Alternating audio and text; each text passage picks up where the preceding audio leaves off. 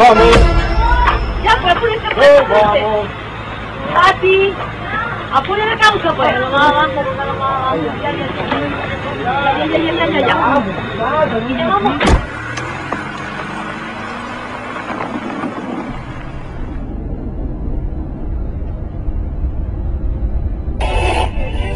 El crecimiento económico de Chile para este año supera todo lo esperado, convirtiendo a Chile en una de las economías más sólidas. Seguimos siendo modelo de progreso para el mundo. ¿Cómo es que llegamos a ser un país tan bacán, Tata, si antes era un país tan pobre?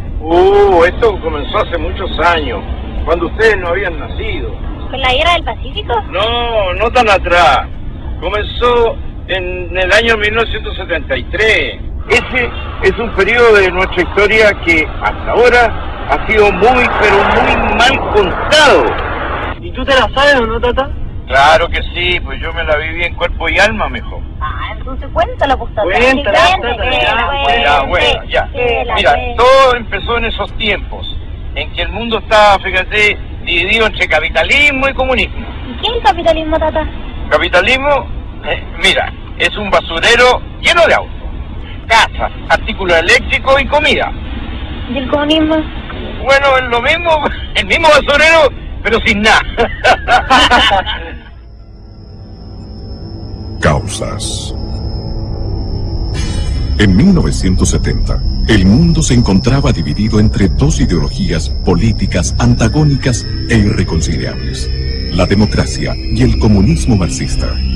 Las dictaduras marxistas ya habían subyugado a la ex Unión Soviética, Alemania Oriental, China y Cuba, e intentaban extender sus dominios hasta América Latina. Ese año, el comunismo marxista vio la oportunidad de tomarse Chile fácilmente, accediendo al poder por la vía democrática del voto ciudadano, de la mano del líder de la Unidad Popular, el socialista Salvador Allende Gossen. Pero esta historia comenzó un poco antes, cuando en 1964 fue elegido presidente de Chile el demócrata cristiano Eduardo Frei Montalva, cuyo gobierno pavimentó el camino para la entronización del marxismo en el país. Al siguiente año, en la Universidad de Concepción, nacía el movimiento terrorista MIR. Las huestes comunistas, después que fueran proscritas y desarticuladas por el presidente Gabriel González Videla, habían logrado nuevamente reorganizarse. Mi teoría era muy clara y muy sencilla, y creo que es la única manera de defender la democracia en el mundo. Y es que la libertad que da la democracia no puede servir para ser destruida. Y usted, al darle cabida a un comunista y otorgarle los derechos y las libertades que tiene un demócrata, sencillamente usted lo que está es sentenciando a muerte la democracia, como lo ha demostrado el Partido Comunista en todo el mundo. Como en 1970, el candidato de la Unidad Popular, Salvador Allende Gossen, en su cuarta postulación a la presidencia de la República, no alcanzó la mayoría absoluta de votos que necesitaba para ser elegido. Y por el sistema político de la época, o la institucional de la época, fue ratificado por el Congreso, quien le puso una serie de condiciones para el famoso Estatuto de Garantías, que por supuesto el presidente Allende después pasó por encima. Entonces se lo dijo a Regis Debray, recordemos. Que no hemos olvidado jamás un principio fundamental del marxismo, la lucha de clases. Nosotros dijimos en la campaña electoral que nuestra lucha era para cambiar el régimen y el sistema, y que íbamos nosotros a conquistar el gobierno, para conquistar el poder, a hacer las transformaciones revolucionarias que Chile necesita. El mismo día que Allende fue ratificado como el nuevo presidente de Chile, cientos de personas abandonaron el país. En su primer mensaje del año 71 al Congreso Nacional, él fue muy explícito porque dijo: si el Congreso no acoge las reformas que nosotros estamos realizando, las reformas revolucionarias, puede desatarse en el país un clima de gran violencia. Estamos vigilantes, sabemos perfectamente bien lo que la historia señala y no nos van a pillar de sorpresa. Además, ese enfrentamiento, antagonismo, tendrá, ¿cómo no va a haber si nosotros partimos del hecho esencial marxista de la lucha de clases? Apenas asumido el mando, Allende reiteró su decisión de instaurar en Chile una economía socialista que contemplaba la expropiación por parte del Estado de todas las actividades vitales para el desarrollo económico y social del país. Ya en el mes de noviembre de 1970, miles de casas habían sido ocupadas por la fuerza y más de 1000 predios agrícolas corrieron la misma suerte en los meses siguientes. Al cuerpo de carabineros no se le permitía actuar contra los usurpadores. Los propietarios quedaron solos y desamparados frente al abuso y al desalojo del que eran víctimas. En las primeras semanas de su mandato, Allende indultó a un grupo de extremistas, condenados por los tribunales de justicia, por asalto, robo y asesinatos a policías durante el gobierno de Eduardo Frei Montalva. Allende los calificó como jóvenes idealistas. Uno de los indultados, más tarde, en junio de 1971, asesinaría en plena vía pública al ex vicepresidente de la República, el demócrata cristiano Edmundo Pérez Sujovic. El tipo se bajó con una ametralladora ya a punto de disparar, se puso al lado de papá y le disparó a escasos centímetros. A lo anterior, se agregó una errónea decisión económica. Allende incrementó bruscamente el gasto público, financiándolo por medio de una descontrolada sobreemisión monetaria del Banco Central, que en ese entonces se produjo una de las peores crisis económicas que tenga recuerdo Chile. Fue una época bastante difícil, porque junto con el directorio de la CIMED muchas veces fuimos al Ministerio del Interior a reclamar, ¿no es cierto?, para que nos dieran fuerza pública. Las tomas no eran solamente de la gente del interior, de las fábricas, normalmente eran tomas hechas por gente del exterior de las empresas. Y ahí se crearon los cordones industriales de Vicuña Maquena, de Cerrillo, con criterios políticos. Pero eso no implica que esas empresas vayan a ser autónomas y vayan a tener independencia para producir. No. Nosotros somos y seremos partidarios de una economía centralizada. Las empresas tendrán que desarrollar los planes de producción que fije el gobierno. Allende promovió la creación de fuerzas paramilitares clandestinas, alentando la vía armada, los saqueos, las tomas de terrenos y predios para llevar a cabo la reforma agraria. Hubo asesinatos en todo el país, estados de emergencia, cadenas obligatorias de información, culminando con la internación de armas clandestinas que provocó una total inseguridad ciudadana. Muchas veces él en distintos discursos, porque era un hombre que tenía mucha facilidad de palabra, hablaba en distintas ocasiones, iba a poblaciones, ahí manifestaba en largas peroratas manifestaba sus puntos de vista con mucha elocuencia. Dijo frases tales como si hay una revolución reaccionaria, armas tendrá el pueblo. Corrían tiempos complejos, difíciles de imaginar para las nuevas generaciones de chilenos. La ciudadanía debió soportar innumerables atropellos, privaciones y temores. Ningún propietario de tierras, empresa o comercio podía trabajar con la seguridad de que su propiedad no fuera expropiada por cualquier razón. Fui con mis 4 hijos, con mi guagua en los brazos y mis hijos al lado mío y les dije, así que ustedes me tienen amenazada de muerte, aquí están mis hijos y aquí estoy yo. Mátenme cuando ustedes quieran. Yo sufrí mucho ahí. El clima de enfrentamientos que vivía Chile llegó a su punto de ebullición el miércoles 1 de diciembre de 1971, coincidiendo con la visita de Fidel Castro. Chile se da a conocer en el mundo por la acción de sus mujeres. Ellas se levantaron contra el gobierno porque el gobierno las presionaba a no tenerle alimentos para sus hijos. Donde habían colas me ponía para lo que fuera. No teníamos pasta de dientes, no había jabón, no había con qué hacerse aseo, no había con qué lavar, no había nada. Y además hicieron la mayor manifestación pública, la marcha de las cacerolas, que fue interrumpida por los terroristas del MIR, que las apalearon, les tiraron papas con hojas de afeitar adentro, les clavaron los glúteos, en fin, 160 mujeres heridas en una marcha que nunca más se conoció en Chile. Muchos, y me recuerdo como el día de hoy, cuando muchos tipos de los cordones industriales se pusieron en las gradas del Santa Lucía y nos tiraban papas con gilet, como el día de hoy. Y las mujeres también se encerraron, se tomaron los jardines del Congreso Nacional y se amarraron en sus rejas. Y lloraban. Y la gente que pasaba le regalaba un pañuelo. Ellas añadieron un pañuelo que la gente les dejó y le dieron una vuelta completa con pañuelos a todo el Congreso Nacional. Perdone que me emocione, pero estos recuerdos son de un hijo para su padre. A la decidida y persistente resistencia de las mujeres chilenas se unieron los estudiantes, protestando ante el intento de implementar la Educación Nacional Unificada ENU, que escondía un plan de concientización de la juventud desde la enseñanza básica a la universitaria.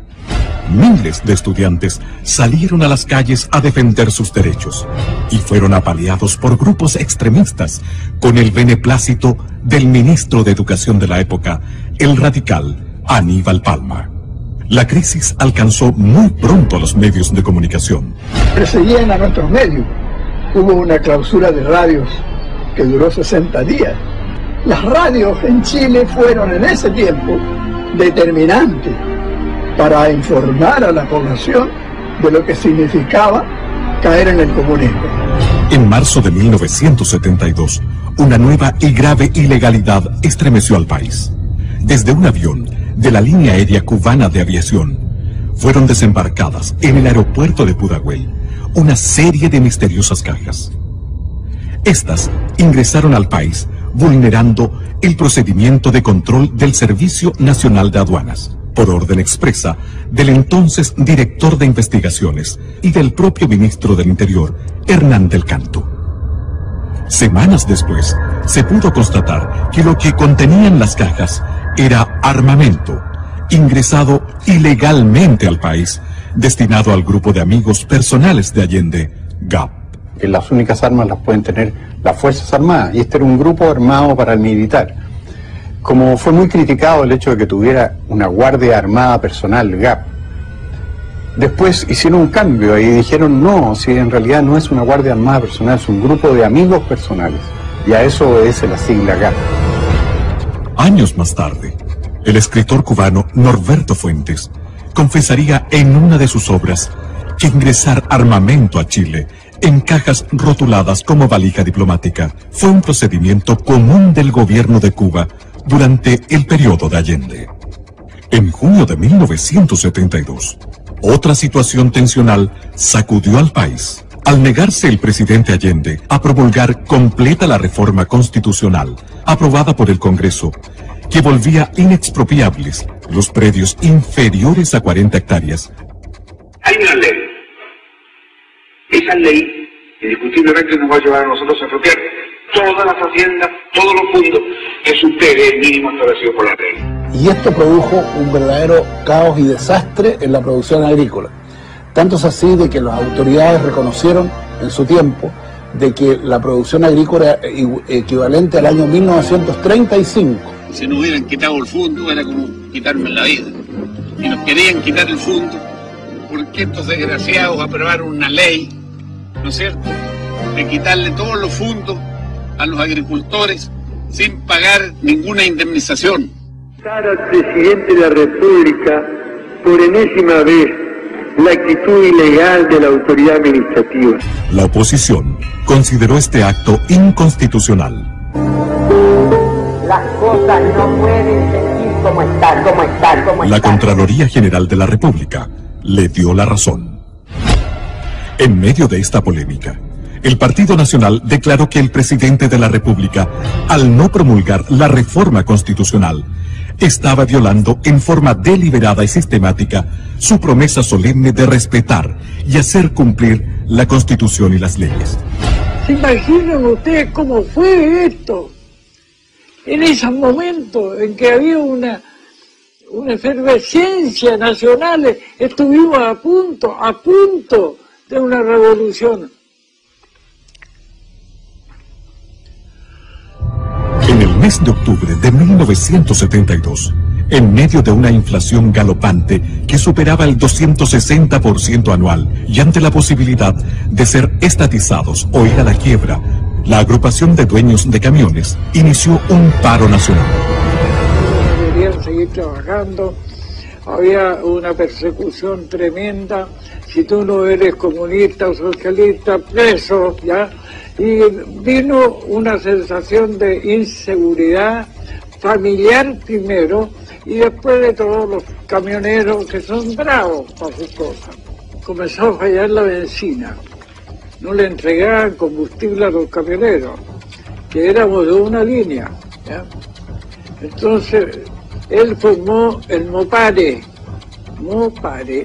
que era una asociación de dueños de camiones, pero del lado contrario, ¿ya? El Mopare recibía todo, neumáticos, camiones, combustible, y a nosotros nos comenzaron a encerrarnos. Preocupado por la magnitud y los efectos de la protesta liderada por los camioneros, llamó a miembros de las Fuerzas Armadas a integrarse al gabinete, como una forma engañosa de establecer una solución y restaurar el orden. Me nombraron a mí como secretario general de ese entonces para tomar contacto con los interventores que eran de las Fuerzas Armadas, y en ese momento sonó el teléfono del Ministerio de Obras Públicas, donde estábamos, que queda frente a la bodega. Era el presidente de la República que habló con el ministro Miolillate y le preguntó: ¿sabe usted dónde podemos encontrar a Jorge Álvarez? Dígale a Jorge Álvarez, porque así hablaba, que venga inmediatamente aquí a la moneda. Entonces me dice: mire Álvarez, me dijo, soy un convencido que cada hombre tiene su precio. Decirme a mí esa weá. Y por lo tanto yo voy a hacer un ofrecimiento a usted, con tal que me pare el paro. Que los camiones salgan mañana a trabajar. Y yo le hago depositar a usted en Nueva York, en una cuenta ultra secreta, $1 millón. Yo lo quedo mirando un rato. Si no está de acuerdo, 2 millones, me dice. A los camioneros se agregaron luego todos los sectores productivos, paralizando por completo al país. Era obvio que íbamos por un muy mal camino, íbamos en dirección a una confrontación dentro de los chilenos, una guerra civil. Para el presidente Allende, esta crisis fue el verdadero anuncio de que la revolución marxista se le escapaba de las manos. En medio de la anarquía reinante, surgieron los comandos de extrema derecha como respuesta al desenfreno con que actuaban la Guardia de Amigos Personales de Allende Gap y las brigadas marxistas. Los enfrentamientos entre grupos antagónicos se sucedían sin previo aviso en los campos, en las carreteras y hasta en el centro de Santiago y otras ciudades. A fines del año 1972, la crisis económica y alimentaria en Chile se hizo insostenible. El gobierno de la Unidad Popular comenzó a preparar a la población para un plan de racionamiento de alimentos, combustibles y energía. La ola estaba creciendo y el desenlace, fuera cual fuere, tenía mal pronóstico. Las Fuerzas Armadas estaban inquietas ante el caos absolutamente visible y palpable, pero se mantenían observantes, fieles a la Constitución, sin intervenir pese al clamor popular que les imponía abruptamente hacer algo. La manera más gráfica y clara de saber lo que ocurría al interior de ellas se devela en alguno de los párrafos de un extenso memorándum confidencial del ejército emitido en 1973 que decía: se ha perdido el respeto por la vida humana, se mata sin temor ni escrúpulo. La propiedad privada tampoco es respetada. El gobierno no da sintonías de desear poner un fin drástico al extremismo en todas sus organizaciones. Las Fuerzas Armadas se sienten íntimamente engañadas y frustradas al constatar que grupos extremistas adversos que no vacilan en atacarlas y socavarlas actúan con el beneplácito de miembros del partido de gobierno. Se ha pasado a una nueva etapa de enfrentamiento en el que las Fuerzas Armadas han sido agredidas y penetradas. Se estima que la guerra no convencional ya ha comenzado. El 21 de mayo de 1973, al hablar en el Estadio Nacional ante sus enfervorizados seguidores, Allende afirmaba que, utilizando primero la ley, haré uso luego de la violencia revolucionaria si fuera necesario. Carlos Altamirano, que era probablemente el más exaltado de los elementos del gobierno de la Unidad Popular, le confesó a la periodista Patricia Pollicer en un libro que se llama Altamirano, cómo era la distribución de los elementos armados que tenía cada partido de la Unidad Popular. Y de esa cuenta uno saca la conclusión de que ellos tenían unos 10.000 hombres en armas. Yo me acuerdo que me regalaron, como recuerdo, una boina de un capitán de ejército cubano que había estado combatiendo contra nuestras fuerzas y había obviamente perdido la vida. Este ejército ilegal que se estaba preparando para un golpe que iba a permitir que la Unidad Popular se hiciera de la totalidad del poder. ¿Dónde estaban esos políticos cuya responsabilidad primordial, si no única, es la de velar por la paz, por la seguridad y por el progreso de la comunidad que los eligió? Cuando el Partido Socialista dice en su Congreso Anual de Chillán en 1961 que no descarta la toma del poder por las armas, y lo vuelve a repetir en los congresos de los años siguientes. Repentinamente, el 29 de junio de 1973, un regimiento blindado de Santiago se rebeló en el llamado Tanquetazo e invadió el perímetro de seguridad del Palacio de la Moneda. El levantamiento fue dominado en pocas horas por el mismo ejército, pero tuvo la virtud de revelar la verdadera actitud e intenciones del presidente Allende. Yo estoy aquí, en Tomás Moro, dijo por radio, con los elementos suficientes para defendernos. Llamo al pueblo a que se tome las industrias, todas las empresas, que estén alerta, que se vuelquen al centro, pero no para ser victimado. Que el pueblo salga a las calles, pero no para ser ametrallado. Que lo haga con prudencia, con cuanto elemento tenga en sus manos. Si llegó la hora, armas tendrá el pueblo. Pero nosotros estamos alerta y tenemos que decirle al pueblo que es una actitud vigilante. Y por eso en la concentración de esta tarde yo voy a plantear algunos aspectos en que el pueblo debe tener más conciencia. Usted está cumpliendo su programa, enfrentamiento continuo. Permanente. Hasta si ellos lo buscan, si ellos lo provocan, habrá el enfrentamiento forzado. El viernes 6 de julio de 1973, el expresidente de Chile, Eduardo Frei Montalva, que fuera señalado por Pablo Neruda como el general civil del 11 de septiembre, reunido con los representantes de la Sociedad de Fomento Fabril, puso el dedo en la llaga al manifestar: el país está desintegrándose y si no se adoptan urgentes medidas rectificatorias, fatalmente se caerá en una cruenta dictadura marxista a la cubana. Nada puedo hacer yo, ni el Congreso, ni ningún civil. Desgraciadamente, este problema solo se arregla con fusiles. Y a continuación dijo: les aconsejo plantear sus aprehensiones directamente a los comandantes en jefe de las Fuerzas Armadas. Ojalá hoy mismo.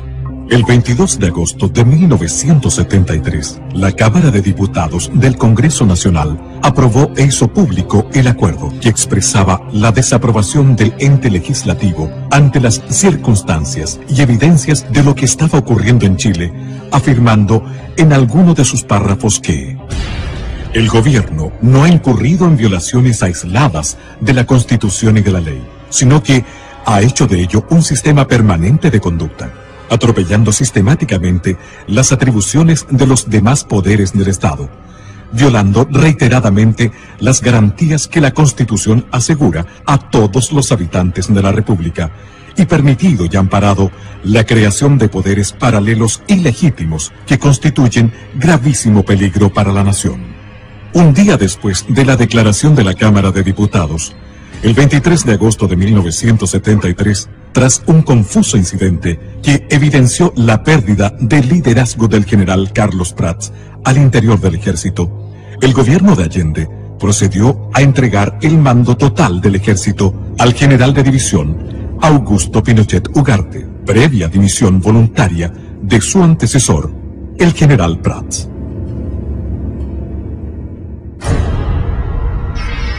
Pronunciamiento militar y estado del país al recibirse. Al asumir el general Augusto Pinochet Ugarte como comandante en jefe del ejército, las piezas claves del porvenir de Chile se ubicaron en el lugar justo, en el momento preciso.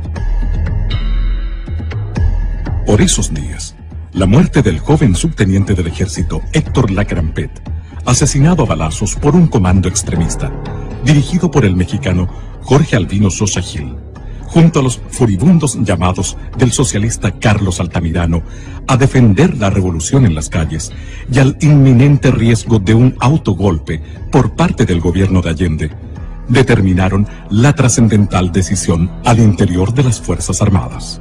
Los oficiales, suboficiales, clase y soldados no tienen la obligación de prestarle obediencia. El 7 de septiembre de 1973, el almirante José Toribio Merino hizo llegar a manos de los generales Lee y Pinochet un mensaje claro y decisivo de su puño y letra. En él se señalaba el día y la hora en que las Fuerzas Armadas entrarían en acción. Los generales en jefe firmaron el documento comprometiéndose con la liberación de Chile. El día 10 de septiembre, a las 16 horas, zarpaba desde Valparaíso la Escuadra Nacional para integrarse a las maniobras navales internacionales UNITAS. Y cuando me recibo guardia de la noche, me doy cuenta que vamos con rumbo absolutamente contrario al que yo inicialmente suponía que debíamos ir para reunirnos con los buques de la Marina Norteamericana con la cual íbamos a hacer el ejercicio UNITAS. Y allí entonces se me entrega un papel donde dice las Fuerzas Armadas han decidido tomar el control del país y a este buque, que era el destructor Cochrane, le ha correspondido tomar el control del puerto de San Antonio. Ese mismo día, la totalidad del contingente del ejército se acuarteló en sus unidades. Al conocerse al día siguiente el fallo de la Corte Suprema respecto al desafuero del senador socialista Carlos Altamirano. Estas dos situaciones, aparentemente fortuitas, favorecieron el factor sorpresa de la acción liberadora, disminuyendo el riesgo de un mayor derramamiento de sangre. En la madrugada del 11 de septiembre de 1973, Augusto Pinochet, comandante en jefe del ejército, establece su cuartel general en el recinto militar de Peñalolén, mientras Gustavo Lee, comandante en jefe de la Fuerza Aérea, se instala en su cuartel general de la Academia de Guerra Aérea y el general Mendoza hace lo propio en el edificio de carabineros de General Norambuena, pleno centro de Santiago. En Valparaíso, el almirante Merino arriba a su cuartel general de la Academia de Guerra Naval. Minutos más tarde, la Escuadra Nacional reapareció sorpresivamente en Valparaíso, mientras las Fuerzas Armadas procedían a tomar la ciudad, desplegándose por toda la costa. En Santiago, el ejército hacía lo propio, acercándose a la moneda. Santiago, 11 de septiembre de 1973. Teniendo presente, primero, la gravísima crisis económica, social y moral Las Fuerzas Armadas y Carabineros de Chile declaran, primero, que el señor Presidente de la República debe proceder a la inmediata entrega de su alto cargo a las Fuerzas Armadas y Carabineros de Chile. La proclama de la Junta de Comandantes en Jefe de las Fuerzas Armadas y de Orden remeció a Chile entero. A las 7:30 de la mañana, la liberación de Chile estaba en marcha. Y en pocas horas, las Fuerzas Armadas controlaban todas las ciudades y centros estratégicos del país. Al atardecer del 11 de septiembre, la primera gran batalla por la libertad de Chile había concluido. A esa hora, el almirante José Toribio Merino llegaba en helicóptero hasta la escuela militar. Allí lo esperaban el general Augusto Pinochet, el general Gustavo Lee y el general César Mendoza. Fue la primera vez que se reunieron los 4 jefes de la Junta Militar. Tras los saludos marciales de rigor, dieron paso a los abrazos del triunfo y al comienzo del trabajo abrumador que tenían por delante. Semanas después del pronunciamiento militar, Patricio Elwin, uno de los principales líderes de la democracia cristiana, validó políticamente la acción de las Fuerzas Armadas de Chile al declarar en una entrevista a un corresponsal del News Service de Washington y Bonn. La llamada vía chilena de construcción del socialismo, que empujó y enarboló como bandera a la unidad popular y exhibió mucho en el extranjero, estaba rotundamente fracasada. Y eso lo sabían los militantes de la Unidad Popular y lo sabía Allende. Y por eso ellos se aprestaban, a través de la organización de milicias armadas, muy fuertemente equipadas, que constituían un verdadero ejército paralelo, para dar un autogolpe y asumir por la violencia la totalidad del poder. En estas circunstancias, pensamos que la acción de las Fuerzas Armadas simplemente se anticipó a ese riesgo para salvar al país de caer en una guerra civil o en una tiranía comunista.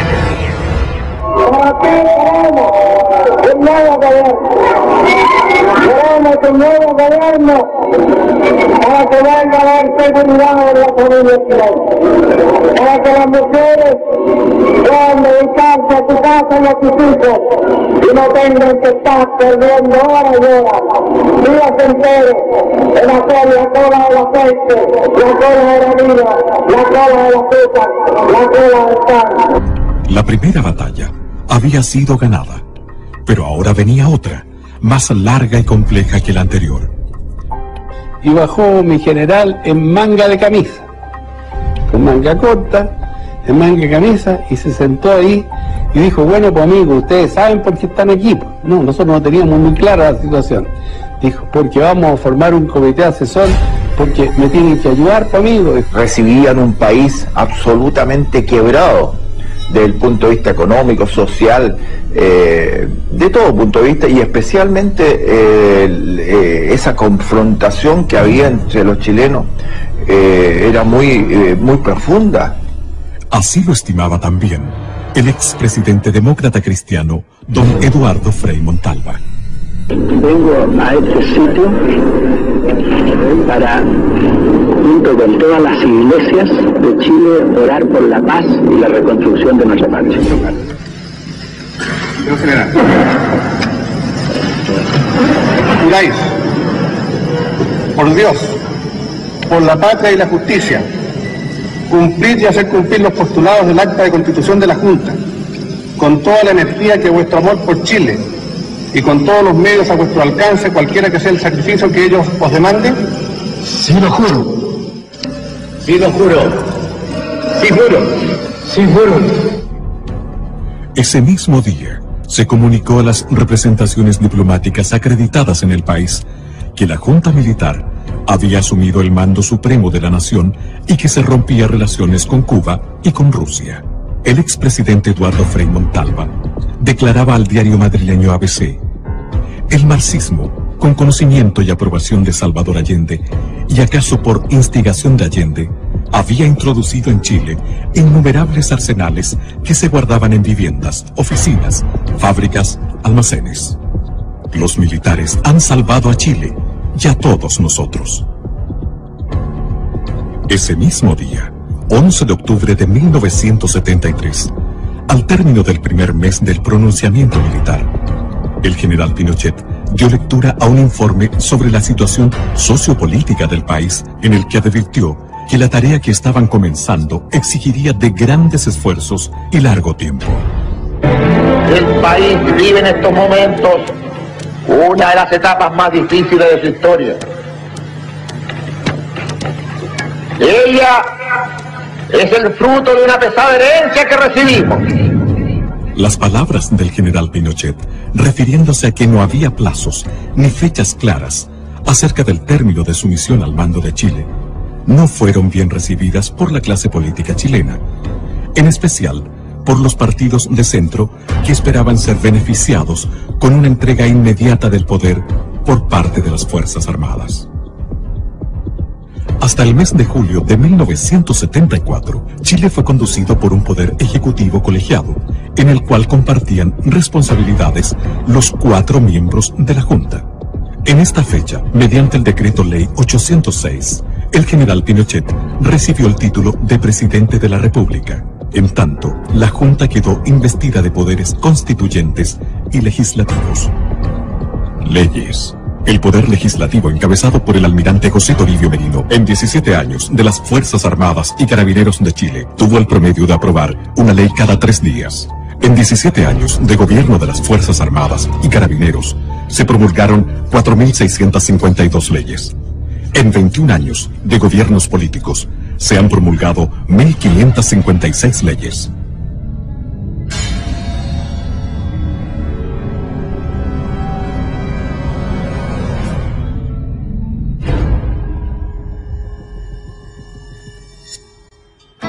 Bajo la conducción del presidente Pinochet, se organizó el Comité Asesor, encargado de diseñar el plan que se requería para sacar a Chile de la ruina en que lo había sumido el marxismo. Nos pusimos en la tarea con varios personajes como Gastón Acuña, Jaime Guzmán, Rubén Díaz, Neira y otros, a la creación de cosas que el gobierno debía hacer, darle ideas a los militares.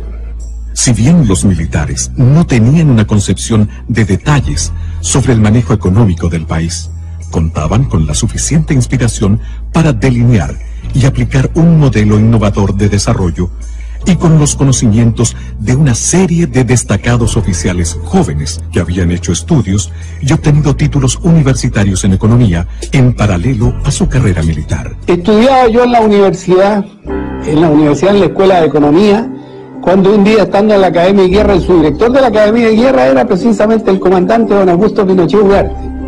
Llegué a Santiago y nos constituyó a cargo del general Canesa a 10 oficiales del ejército que habíamos tenido de alguna u otra forma de preparación extrainstitucional para que le ayudáramos en esta asesoría, lo que se llamó el Estado Mayor Presidencial primero, pero que después pasó a llamarse el Comité Asesor.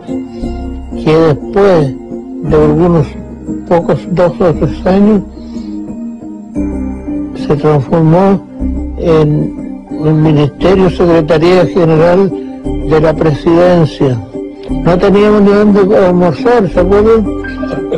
Y nos daban un rancho como Garaíno. ¿Qué íbamos a heredar? Así nació esta cuestión, de a poquito, de a poquito, de a poquito. Así, asesorado por su propio staff y por la pericia de un grupo de jóvenes y brillantes economistas, egresados de la Universidad Católica de Chile, con postgrado en la Universidad de Chicago, y del propio Milton Friedman, el presidente Pinochet asumió este desafío, firmemente convencido de que era el único modo posible de levantar al país en corto tiempo. El 14 de septiembre de 1973 se integró a este equipo el economista Sergio de Castro, asesor del ministro de Economía Fernando Lenis, y uno de los redactores del célebre documento denominado El Ladrillo, que más adelante se convertiría en el líder de los economistas liberales que diseñaron y dieron vida al milagro chileno. Los militares ordenaron todo este asunto del país. Estoy escuchando su conversación y sabe que lo más importante es que una vez que los militares ingresaron al gobierno, automáticamente el marxismo se terminó. Y la guerra también. Ojalá hubiese sido así, porque a partir del 11 de septiembre del 73 se renovó con mayor fuerza la guerra irregular. Tata, ¿qué es la guerra irregular? ¿No son tan guerras? Mira, son guerras no como las tradicionales, es cuando no se ve el enemigo de cara. Eso es terrorismo, es lo que pasa con las FARC, con los talibanes. Puta, ¿y eso pasó aquí en Chile, Tata? Sí, y muchas cosas más, porque a partir del 11 de septiembre del 73 vinieron muchos problemas, pero hay muchos que lo niegan. ¿Sabes, Tata? No entiendo nada. No te preocupes, yo te voy a explicar. La guerra irregular, atentado al presidente y Carrizal Bajo. Durante el gobierno de Allende, el senador comunista Volodia Teitelboy comentó públicamente que morirían entre 500.000 a 1 millón de chilenos al estallar la guerra civil.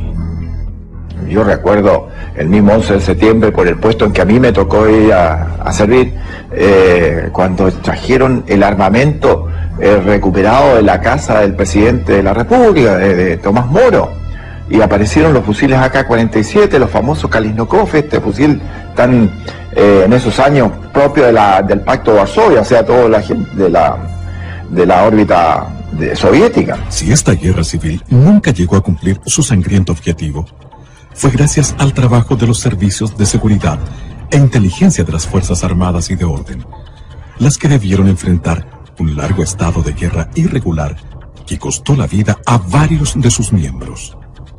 Evidentemente que existía una guerra no regular, una guerra no declarada, pero existía. Nosotros los carabineros sufrimos muchas bajas, nos mataron mucha gente. Todo ese impacto nos llevó a concluir de que habían estas bandas organizadas con mucho poder y hubo que organizar servicios de seguridad que lucharon intensamente contra esa gente y no como se dice actualmente se luchó contra los opositores del gobierno militar, ¿no? Por consecuencia, esto los obligaría a aceptar que el calificativo recurrente de asesinos en realidad se lo merecen quienes armaron a jóvenes inexpertos para enfrentarse al ejército institucional y no los miembros de este, que por obligación profesional debieron reprimir a un ejército irregular. Hoy puedo afirmar que por suerte no obtuvimos la victoria, porque de haber sido así, teniendo en cuenta nuestra formación y el grado de dependencia con Cuba, hubiéramos ahogado el continente en una barbarie generalizada.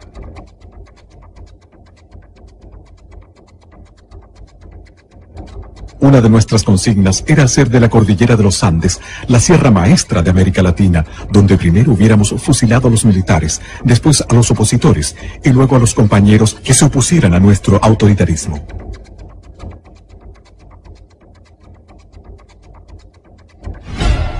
Este estado de guerra irregular solo fue evidente para la ciudadanía a través de algunos hitos que trascendieron hacia la opinión pública, como los secuestros y asesinatos de relevantes personajes del quehacer nacional. El decomiso de los arsenales clandestinos de Carrizal Bajo y el intento de magnicidio contra el presidente de la República. Todo esto se prepara a fines del 83. Ahí comienza a armarse, junto con la creación formal del Manuel Rodríguez, del movimiento Manuel Rodríguez. Esta era una cooperación revolucionaria de Fidel Castro al Partido Comunista. O sea, que el Partido Comunista en el año 86 era sí o sí. El régimen militar tenía que terminar, a como diera lugar. Pese a que la Constitución de 1980 dejaba establecidos los plazos para transferir el poder a quienes el pueblo eligiera en los procesos electorales de 1988 y 1989, como efectivamente sucedió, el 14 de diciembre de 1983, surgió la organización autodenominada Frente Patriótico Manuel Rodríguez. ¿Estas armas de dónde venían? Estas armas eran armamento del ejército de Estados Unidos abandonado en Vietnam. Y eso pudo determinarlo un peritaje del FBI, Estas armas fueron llevadas a Cuba, fueron entregadas a Cuba. Y Cuba lo reconoce en más de alguna publicación que se han hecho, en barcos pesqueros de alta mar, los trajeron a las costas chilenas. Sabemos aproximadamente por la cabida que tenían las dos goletas, que ingresaron alrededor de 70 a 80 toneladas y se lograron pesquisar entre 55 a 60 toneladas. El resto o está en la zona o está repartido. Por lo que se ha escuchado, dice que esas armas están en algún lugar y bien guardadas y bien mantenidas. Esta fue una larga investigación, hubo más de 60, 70 procesados, detenidos, fueron condenados, y los más importantes de estos se fugaron en una gran fuga de febrero o enero del año 90. Y los otros, bueno, los otros están amnistiados, indultados, desde luego en Muronchel. Ahora, ¿qué iban a hacer con 4.000, 5.000 M-16? ¿Tenían 4.000, 5.000 combatientes? Había mucho combatiente preparado. Mucho combatiente preparado en Cuba, en Angola, en Nicaragua. Habían oficiales que sí prepararon esto. El propio atentado al general Pinochet no le quepa la menor duda que fue preparado por oficiales de Estado Mayor cubanos. El cohete Low para un tanque. El cohete Low genera de 2.000 a 3.000 grados Celsius. Era para que no hubiese salido nadie vivo. ¿Por qué? Porque la carretera era de 2 pistas, una ida y una de vuelta. Cerraron una pista con un vehículo, con una casa rodante.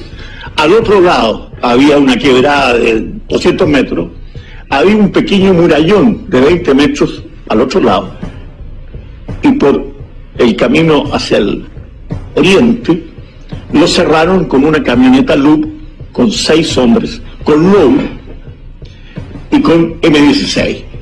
Eran alrededor de 21 o 22 hombres. A uno de los vehículos adelantados los carbonizan con un Low. Los matan a los 4 que han convertido en carbón.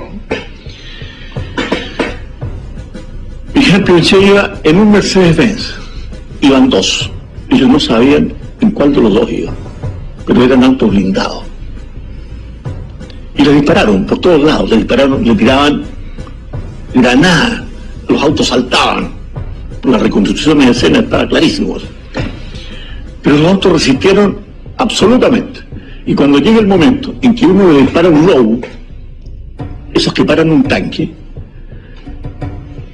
ahí yo creo absolutamente en los milagros, pero en este caso es un milagro científico, que el Low, para prepararse, entonces para explosar, requiere de un mínimo de distancia, requiere a lo menos 25 a 30 metros para prepararse, porque si no, muere el tirador. Bueno, aquí este hombre se acercó para asegurar el blanco y disparó a 10 metros. Y el Low no estalló. Este vil atentado costó la vida a 5 integrantes de la escolta presidencial y dejó inválidos a otros 12.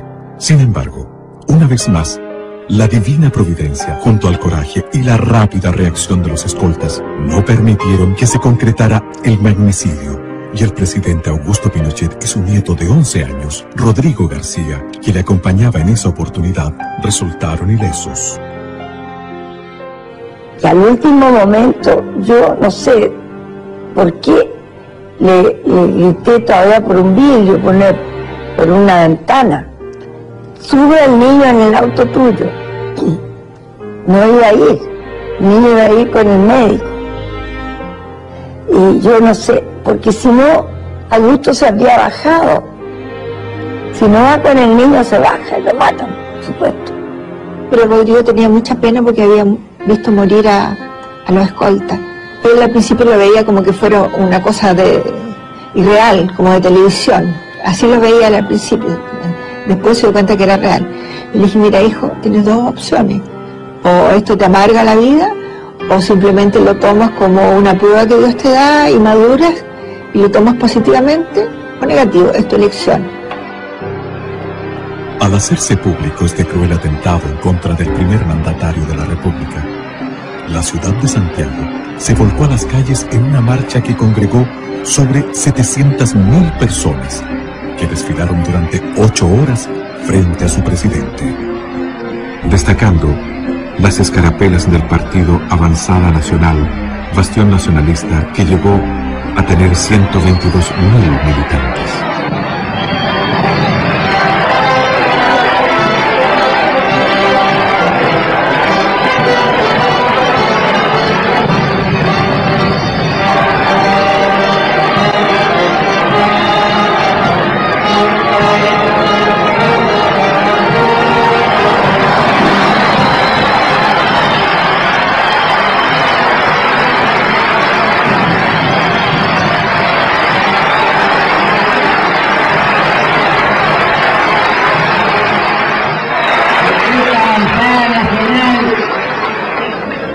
La hizo crecer desde pequeña y ya está hecha un hombre.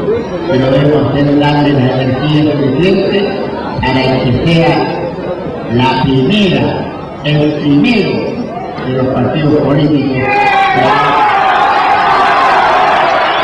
Surgió precisamente Avanzada Nacional, como he dicho, el 21 de mayo de 1987, con el propósito de contribuir a la tarea histórica de la reconstrucción nacional. Reconstrucción nacional que inició, o que se inició, con el pronunciamiento militar del 11 de septiembre de 1973. Después de sufrir el más vil atentado que me ha permitido seguir viviendo para luchar por la libertad de nuestra patria, reitero que, mientras él me lo permita, emplearé todas mis energías al servicio de esta tierra que tanto. Qué heavy, tata. Mansa historia que no conocíamos. Creo que yo no me sabía la historia completa. Es natural que así sea, porque se ha dicho pocas verdades y muchas mentiras durante largo tiempo. La Concertación se ha empecinado en escribir la historia de Chile solo con fragmentos de verdad. Los logros. El legado del presidente Augusto Pinochet a Chile. El presidente Augusto Pinochet asumió el gigantesco desafío de reconstruir a Chile no solo en el aspecto económico, sino como nación y Estado. Este ideario quedó plenamente expresado en los documentos Declaración de Principios del 11 de marzo de 1974 y en el Objetivo Nacional del 23 de diciembre de 1975, que sirvieron luego de base para reformular la Carta Fundamental y Constitución de la República, sometida a plebiscito el año 1980.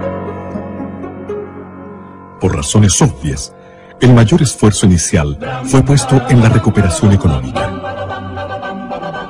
Y si hay un logro indesmentible, aceptado tanto por adherentes y adversarios del gobierno de las Fuerzas Armadas y de Orden, es que este recibió un Chile en ruinas y entregó un país en orden y progreso. Cuando en el resto del mundo, en prácticamente todo el mundo, existía una política muy estatista, muy socialista, en que era absolutamente distinta de esta economía. En el mismo Chile, la economía estaba absolutamente fijada y manejada, estaban fijadas las tasas de interés, estaban fijados 3.500 precios, sencillamente estaba desconocida prácticamente la propiedad privada.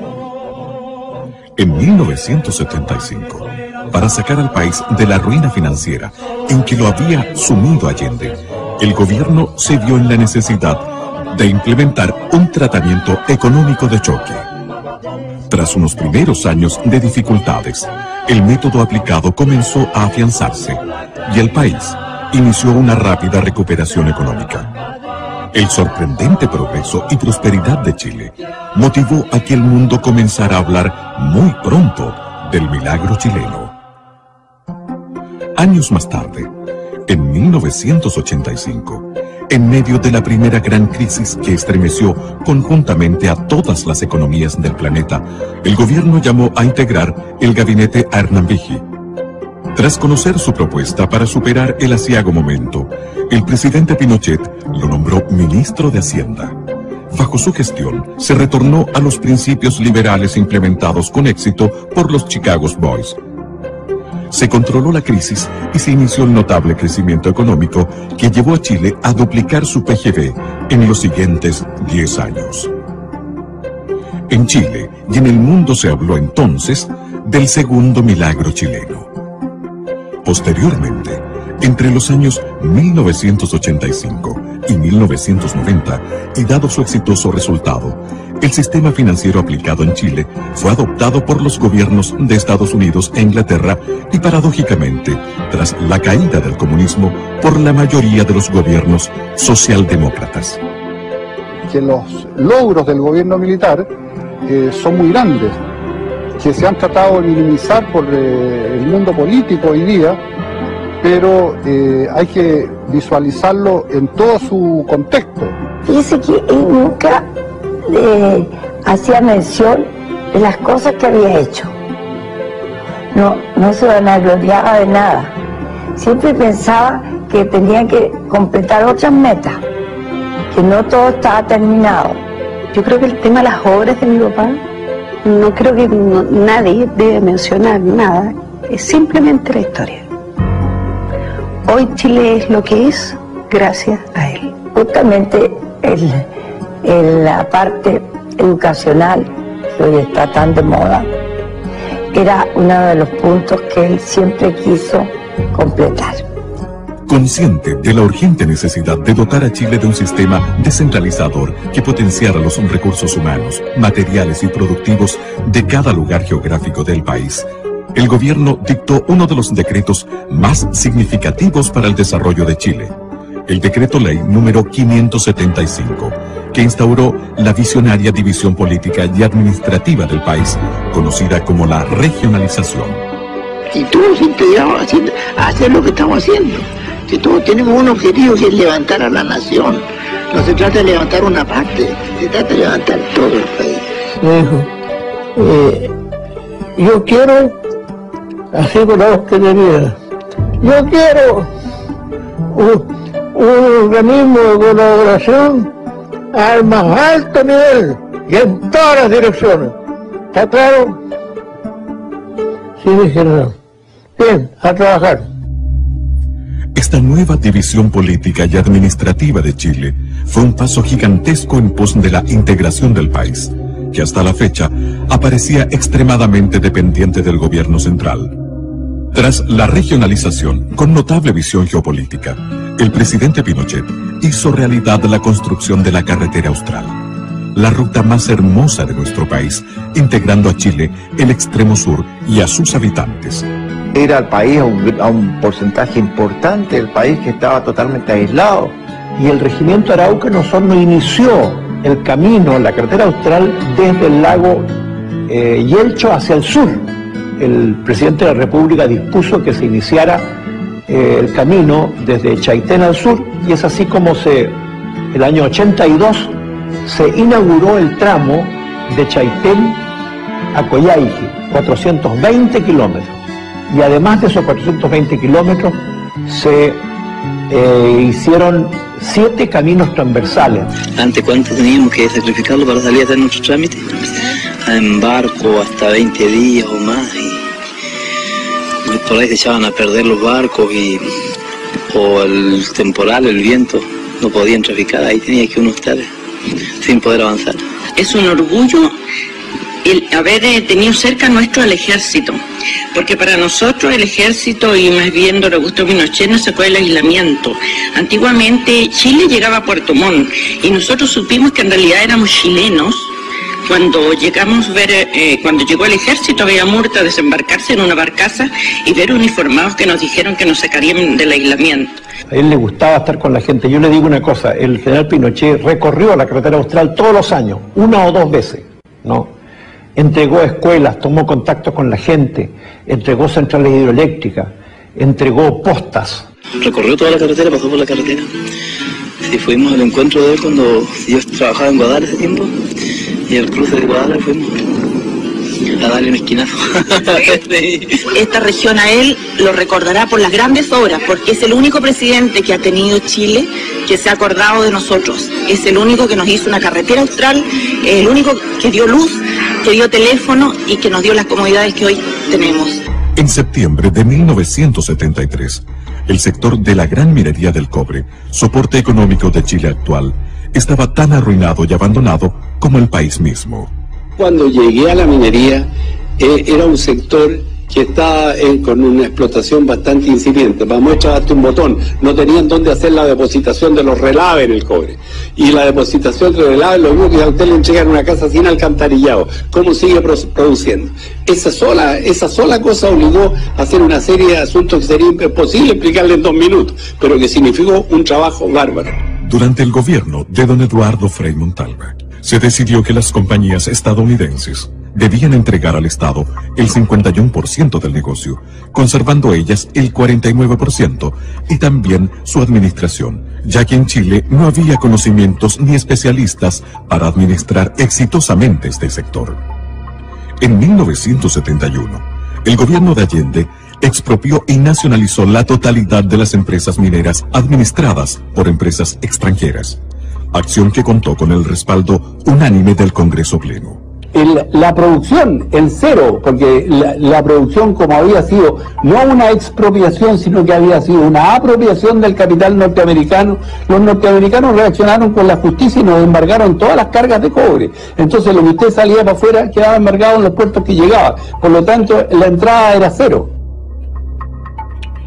El presidente Pinochet concibió a las empresas que conformaban la gran minería del cobre como una entidad unitaria regida por una política general global, con objeto de maximizar la eficiencia y aprovechar la economía a escala. Así fue que en 1976, el Decreto Ley 1350 creó Codelco Chile. Para hacerse cargo de esta magna tarea, el presidente nominó al general Orlando Urbina Herrera, a quien sucedió más tarde el coronel Daniel Gastón Fres como presidente ejecutivo. A fines de los años 70, Chile comenzó a despegar. La economía y el sector productivo daban claras señales de crecimiento y reactivación. En ese momento, el presidente Pinochet decidió abordar otras importantes reestructuraciones que Chile necesitaba para consolidarse como una gran nación. Llevó a cabo la modernización de la justicia a través de la reconstrucción del Poder Judicial y la modernización de la Tesorería General de la República, del Servicio Nacional de Aduanas y de la Casa de Moneda de Chile. Con el fin de dar normalidad a la economía nacional, se creó la Superintendencia de Bancos e Instituciones Financieras y la Superintendencia de Valores y Seguros. Lo principal o lo definitivo fue el aceptar e introducir, mejor dicho, la política de mercado, la llamada en ese momento política social de mercado, como su nombre lo dice. Anticipándose a las tendencias del mundo actual, redujo el tamaño del Estado y modernizó todas sus funciones. Creó o reformuló ministerios y encargó innumerables estudios para orientar certeramente todas las refundaciones. Se dio a conocer el mapa de la extrema pobreza en Chile. Un estudio encargado por el AODEPLAN y al Instituto de Economía de la Universidad Católica, con objeto de conocer la cantidad y distribución de los pobres en el país. Documento que permitió contar por primera vez en la historia de Chile con datos fidedignos para orientar objetivamente el gasto social del Estado. Con su característica visión de futuro, el presidente Pinochet dispuso la creación de la Comisión Nacional de Energía, una repartición de gobierno con facultades ministeriales que en la actualidad ha tomado enorme importancia en cuanto a normar e impulsar el vital desarrollo energético de Chile. Y tomando en consideración que Chile es un país sísmico, dispuso la creación de la Oficina Nacional de Emergencia del Ministerio del Interior, ONEMI. Creó la Academia Nacional de Estudios Políticos y Estratégicos, ANEP, destinada a preparar a los altos mandos de la nación. Impulsó el fortalecimiento de la agricultura. Y eso produjo el auge que hemos tenido en la producción agrícola, que hoy día Chile exporta miles de millones de dólares, y eso ha significado que se cree casi 800.000 personas trabajando en el agro, en una actividad pujante, cada día más renovada y más activa. Junto a lo anterior, se introdujeron variados avances tecnológicos orientados a aumentar el rendimiento por hectáreas cultivadas y mejorar la calidad de los productos, entre otros, el sistema de regadío gota a gota. Se sacó una ley, que es la ley de fomento a horas de riego, en que se incentivaba al privado a invertir en horas de riego. Preocupado por las necesidades de los trabajadores, se puso en vigencia la aplicación de un plan laboral basado en la promulgación de un nuevo Código del Trabajo. Habían una serie de rigideces en la legislación del trabajo que atentaba precisamente contra la contratación de los trabajadores. Y la prueba más clara es que un estudio hecho, creo que al final del gobierno de don Eduardo Frei Montalva, indicaba que no se habían creado nuevas fuentes de trabajo a ese nivel. Uno de los beneficios más importantes y trascendentales que tuvo en miras el gobierno de General Pinochet fue terminar con la división de las clases sociales entre los trabajadores obreros y empleados. El obrero, que era el hombre que trabajaba con el pico y la pala, y el trabajador, que era el trabajador de cuello y corbata, estaban divididos en un modo casi infranqueable, y siempre había mucha división respecto de las relaciones que tenían que tener entre ambos. En el sector salud, el gobierno reformuló prácticamente todo, con objeto de elevar los estándares de servicio y de acceso a la salud en Chile. No se opta por construir más hospitales, se opta fundamentalmente por atacar los problemas de salud. ¿Por qué surgen los problemas de salud? ¿Ah? Vamos a atender a la madre, vamos a evitar la desnutrición, vamos a buscar llegar al máximo de la ciudadanía, postas a lo largo de todo el país, de modo que efectivamente la gente desde el comienzo del nacimiento del niño estuviera bien alimentado. Se crean programas de alimentación en los colegios. Para mejorar el servicio a las personas, reemplazó el Servicio Nacional de Salud y el Servicio Médico Nacional de Empleados por el Fondo Nacional de Salud, FONASA. Además, puso en marcha el nuevo sistema de salud, ISAPRE. Los índices de salud durante el gobierno militar, reconocidos no por el mismo gobierno militar ni por el Instituto Nacional de Estadística, sino que por la Organización Mundial de la Salud. Los índices estaban cercanos a los países desarrollados. Las innovaciones alcanzaron también al área previsional, reemplazando un sistema de reparto en manos del Estado por una gran reforma, creando un nuevo sistema de pensiones de vejez, invalidez y sobrevivencia. Usted comprenderá que si las cajas de previsión estaban quebradas todas las cajas de previsión, el sistema previsional chileno no es que lo hayan inventado porque había que reinventar uno nuevo por ponerle nombre, era porque estaba todo en el suelo. El manejo de fondos pasó a manos privadas a través de las administradoras de fondos de pensiones, AFP. Al mismo tiempo que es efectivo y eficiente, y que es copiado por muchos países del mundo, permite generar en Chile una tasa de ahorro excepcional, de luego en Latinoamérica. Modificó el sistema educacional chileno con objeto de vincularlo con la realidad laboral y productiva del país, a través de la Ley Orgánica Constitucional de Enseñanza LOCE, que establece los requisitos mínimos que deben cumplir los niveles de enseñanza básica y media. Antiguamente teníamos alrededor de 100.000 alumnos en la educación superior, llegamos a 300.000 alumnos en la educación superior, abriendo las posibilidades de la universidad a muchos chilenos. Estableció la beca Presidente de la República, que ha sido útil para la formación de excelencia y reforzamiento de las nuevas generaciones en centros de estudios en Chile y en el exterior. En 1980, tras varios años de estudios y redacción que comenzaron en 1974, el gobierno de las Fuerzas Armadas y de Orden sometió a la opinión de la ciudadanía el texto de la nueva Constitución de la República de Chile, a través de un plebiscito que convocó sin distingos políticos partidistas a todos los chilenos residentes en el territorio nacional. Total nacional. Votos sí, 3.600.000. 943.068. Votos no, 1.729.018. Nulos, 165.855. El país aprobó la nueva Carta Fundamental, que hasta hoy rige a Chile, dándole pleno respaldo a las reformas y modernizaciones presentes en ella, como también a las disposiciones transitorias que establecían que la Junta de Gobierno asumía las funciones legislativas y constituyentes con el capitán general Augusto Pinochet Ugarte como única autoridad ejecutiva a nivel nacional, y al marco institucional que establecía el mecanismo para la sucesión del presidente a través de un plebiscito a efectuarse en 1988 y posteriormente, según los resultados de este, la realización de elecciones libres presidenciales y parlamentarias en 1989, tal cual aconteció.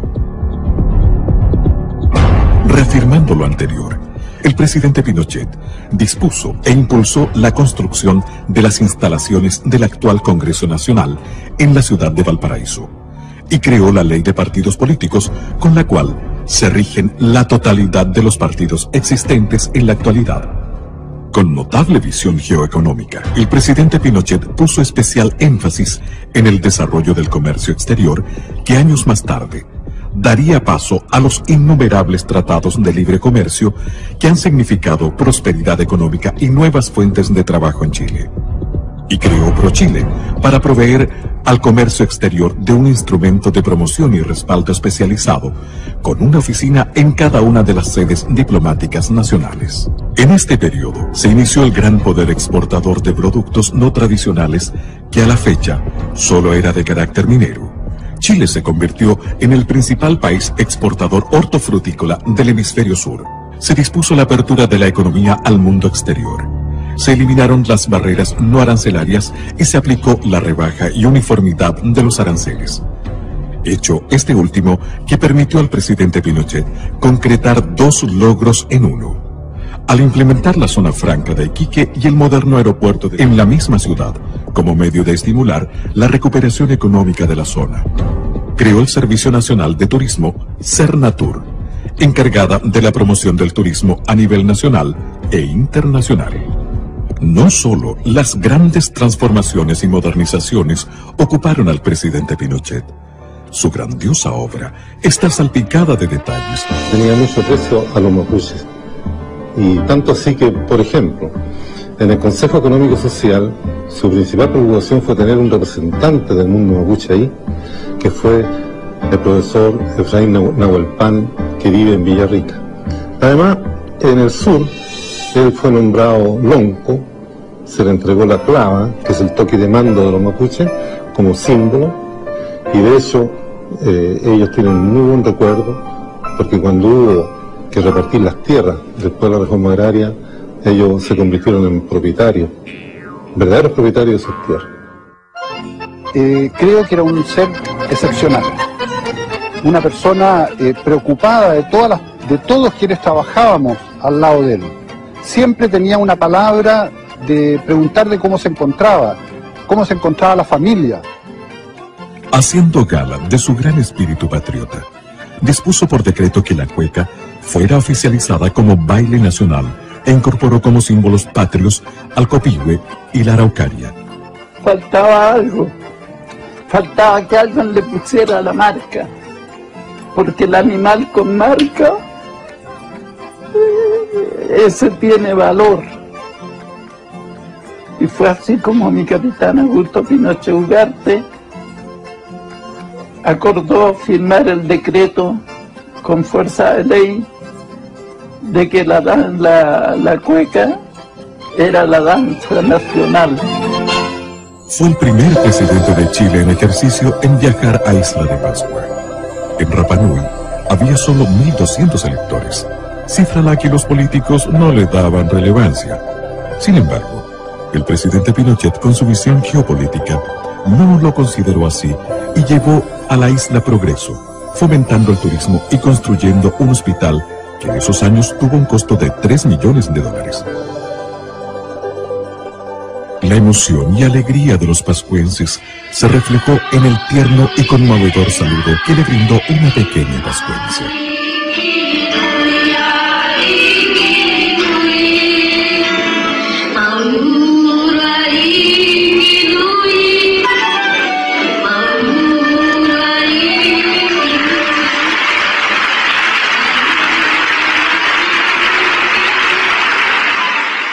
Es dable destacar que durante el gobierno del presidente Pinochet, en Chile se realizó la mayor cantidad de obras públicas y sociales que se haya gestado antes en el país.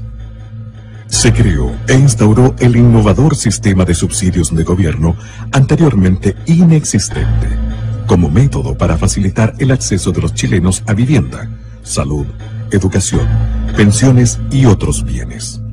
Se inició la erradicación de las poblaciones marginales, trasladándolas a lugares más saludables y hospitalarios. Se construyeron 550.000 viviendas que beneficiaron a 2.600.000 personas, entregando además 309.000 subsidios habitacionales.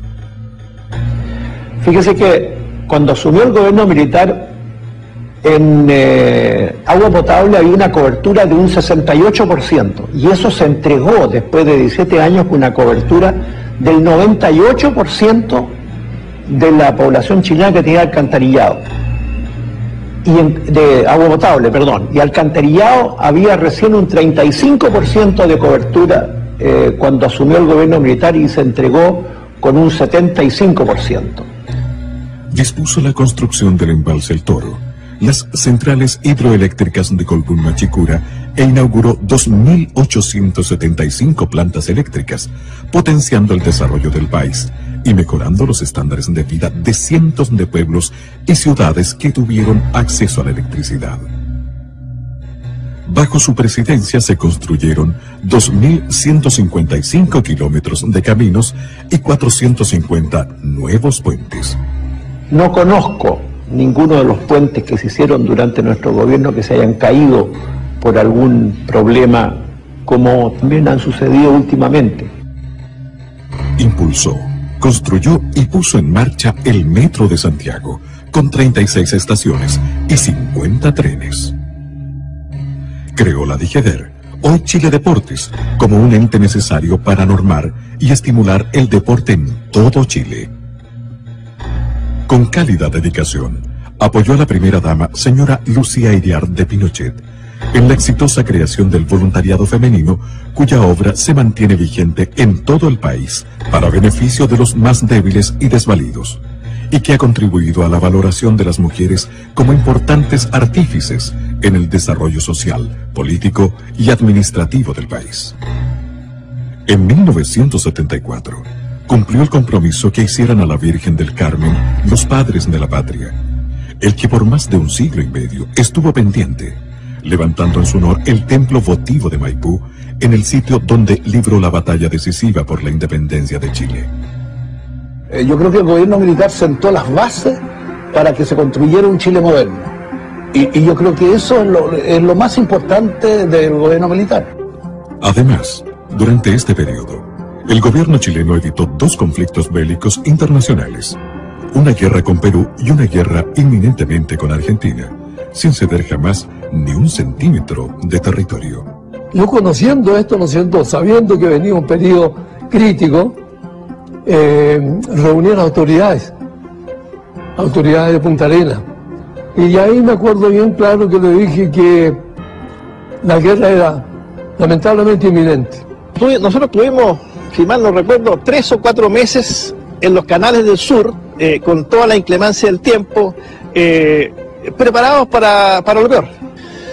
Recuerdo perfectamente que el comandante del buque formó la dotación y fue con arenga. O sea, nosotros definitivamente zarpamos al combate. Era un buque, para ponerlo en palabras simples, un buque señuelo de misiles. O sea, era el buque que de alguna forma iba a atraer a los misiles de la escuadra enemiga, con la cual nos íbamos a encontrar a las 7 de la mañana. Así que, la verdad, las posibilidades de sobrevivencia a ese buque eran bastante escasas. Sin embargo, cada uno cumplió exactamente con su deber y cada uno estaba en su puesto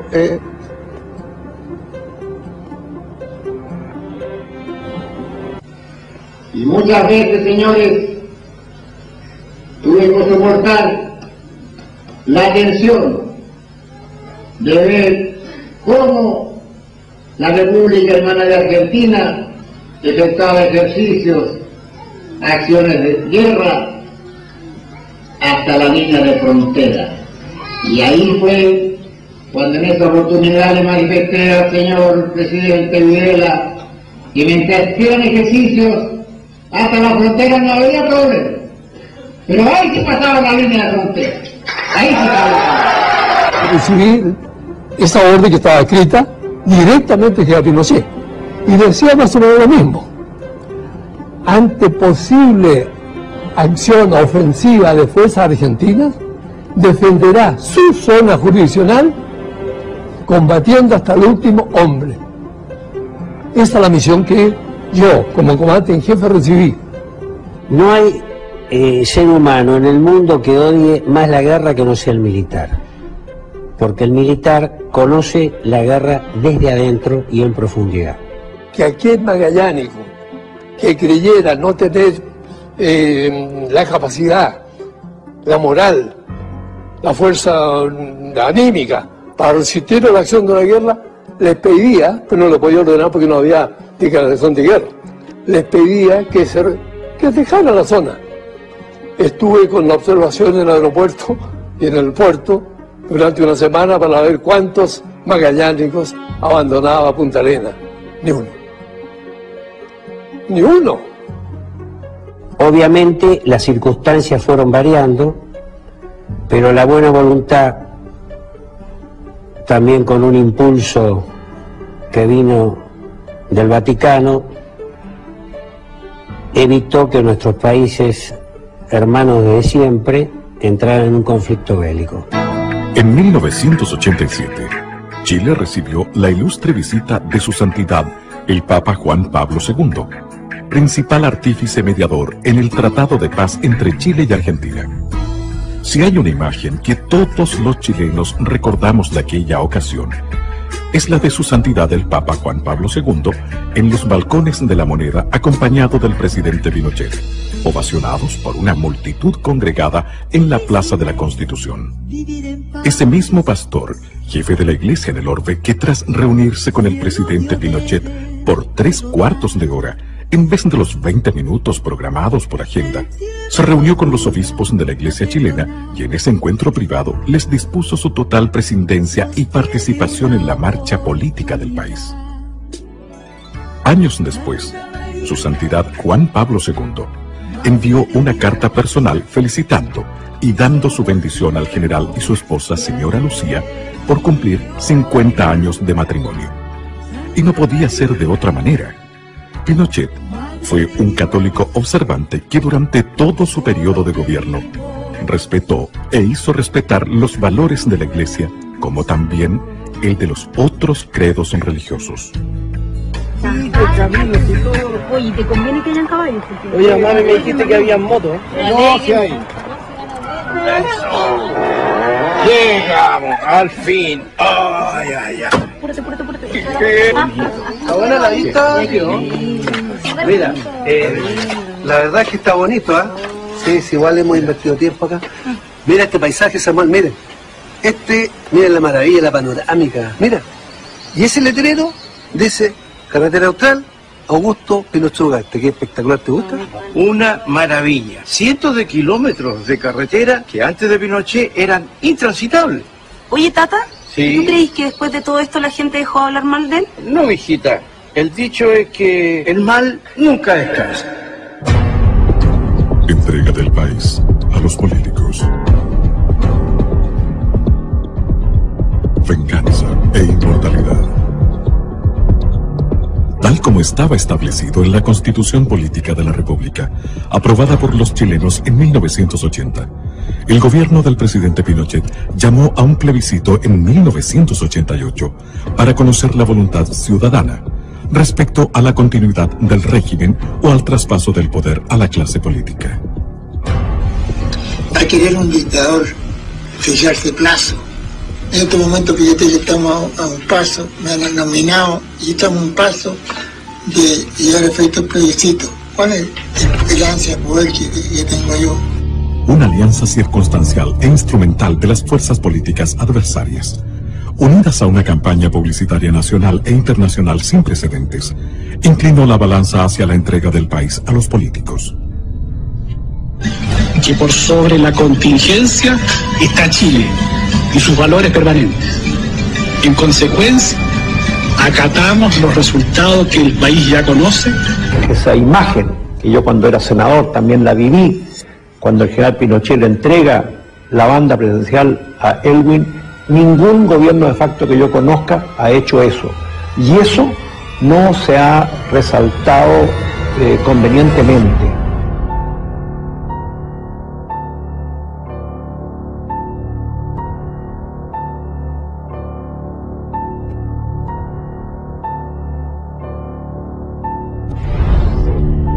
La instrucción a los ministros, a los intendentes, fue preparar una entrega modelo.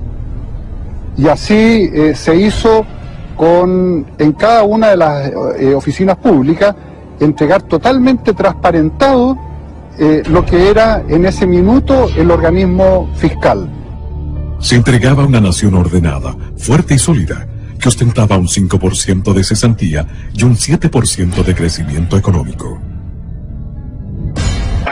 Y en este momento se ingresa ya a la sala de plenarios, con lo cual se da inicio así a la solemne ceremonia en que el presidente de la República dará cuenta de su gestión de gobierno de estos 16 años.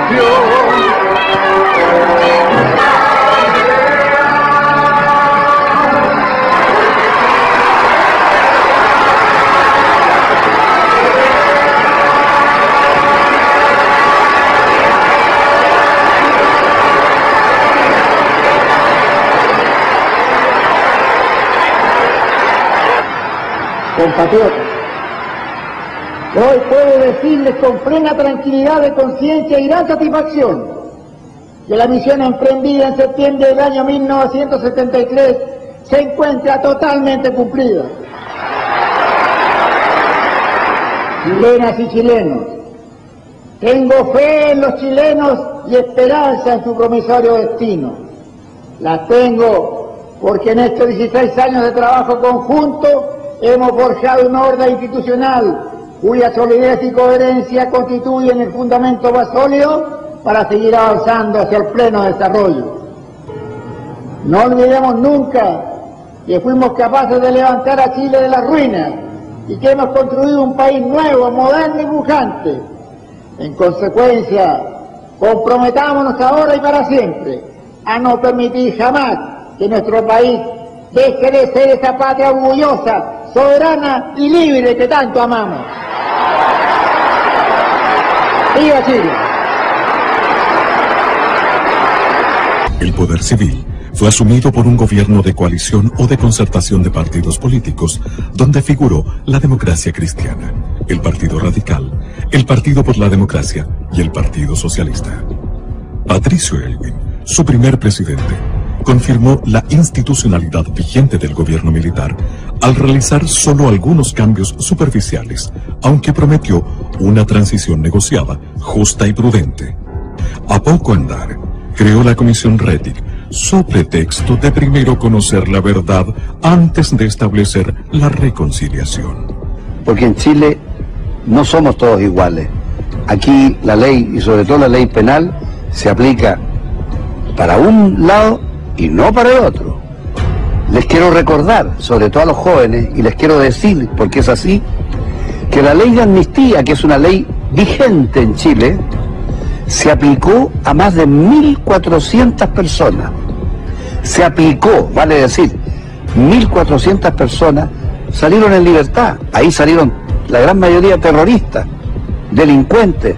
Y cuando se trató de aplicar a militares y carabineros, el Poder Judicial negó esta condición y no la aplica. En nuestros días, dirigentes del Partido Comunista Chileno siguen afirmando que no descartan el empleo de la lucha armada. Don Patricio Elwin hizo uso de una facultad constitucional de aplicar un indulto. Y en lo que se refiere al personal militar que se encuentra procesado, que se encuentra condenado, y a alguno que ha muerto en la cárcel, se ha estimado por quienes tienen el poder político de no aplicar esta facultad que es discrecional del presidente de la República o no legislar a este respecto. Olvidando la experiencia del asesinato de Pérez Sujovic, el presidente Elwin indultó a los terroristas que habían estado en este bando. Bajo su mandato, murió asesinado por estos terroristas el senador Jaime Guzmán. 4 años después, otro demócrata cristiano, Eduardo Frei Ruiz Tagle, inició el segundo gobierno de la Concertación. Buenos días, guardia. ¡Buenos días, mi general! Durante su periodo, el general Pinochet asumió como comandante en jefe del ejército, cargo que dejaría más tarde para integrarse al Senado de la República como senador vitalicio. Siendo un senador de la República y encontrándose de viaje por Europa, el general Pinochet fue detenido en Inglaterra e interrogado por sus tribunales. Él acudió allá con el fin de someterse a una operación quirúrgica, que fue muy exitosa. O sea, si no hubiera sido por este episodio desatado por el juez socialista, digo juez socialista porque había sido diputado socialista, Baltasar Garzón, y un íntimo colaborador de Salvador Allende, como fue Joan Garcés, que promovió esta acción, de concierto con Garzón. Entonces, ellos dos urdieron esto y enviaron un oficio al gobierno socialista inglés. Los laboristas gobernaban en Inglaterra en ese momento. Entonces fue una alianza política que en el fondo se tradujo en el secuestro del general Pinochet. El juicio mismo en Londres fue una cosa grotesca, ¿se fija? Porque tanto ustedes se acuerdan que se recusó un juez y se ganó esa recusación. Yo creo que eso fue una vergüenza mundial, un escándalo, realmente un escándalo. Y además, en violación de toda la legislación conocida, porque el general Pinochet tenía inmunidad oficial, o sea, él como ex jefe del Estado y además con un pasaporte oficial del gobierno chileno no podía ser detenido. La noticia de su detención provocó gran revuelo mundial. Los medios de comunicación marxistas y socialdemócratas connotaron el hecho como un triunfo de la democracia. Y queremos decirle al juez Garzón que lo entienda muy bien. Chile ha sido, es y será siempre un país libre y un país soberano.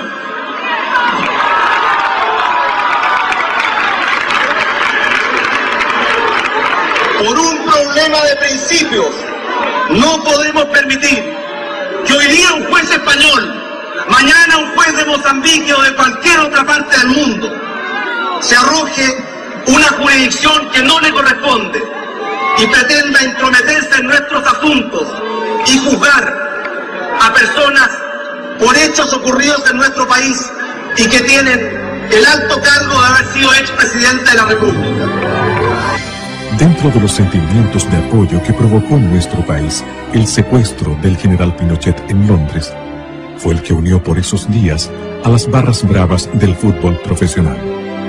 La Garra Blanca de Colo-Colo y los de abajo de la Universidad de Chile, los que jugaron un partido amistoso de baby fútbol pidiendo la libertad, y en el acto de conmemoración del 11 de septiembre que se realizó ese año, se dieron un fraternal abrazo.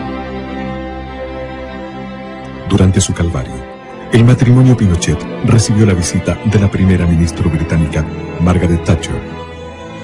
Las imágenes de este cálido encuentro se mostraron al mundo entero y mucha gente, en distintas latitudes, comenzó a preguntarse acerca de lo que pasaba verdaderamente en Chile. Después de visitar al general, al día siguiente, como digo, me recibió la señora Margaret Thatcher en su casa. Entonces ella me dijo: así que usted no tiene entrevista con ninguna autoridad de gobierno, ¿no? Le dije: señora, yo no vengo con esa misión ni con esa intención. No, me dijo, yo creo que usted debe tratar de reunirse con alguien, porque es bueno que a lo mejor el gobierno inglés conozca un poquito la visión real de lo que está pasando en Chile. Gestionó una entrevista con una persona que trabajaba en el gabinete del primer ministro. Llegué a la oficina de este caballero y fue muy atento, me recibió y estuvimos conversando un momento.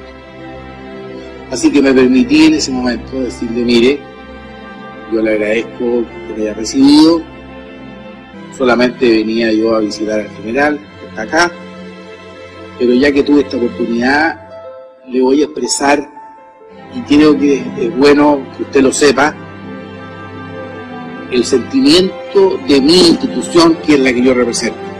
Y quiero ser bien claro en eso.